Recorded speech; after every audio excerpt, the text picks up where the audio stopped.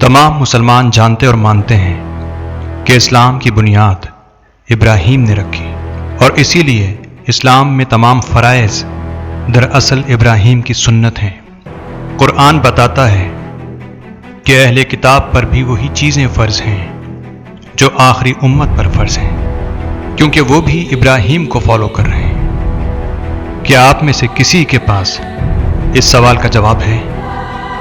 तो सवाल है कि अगर अहले किताब हज करना चाहें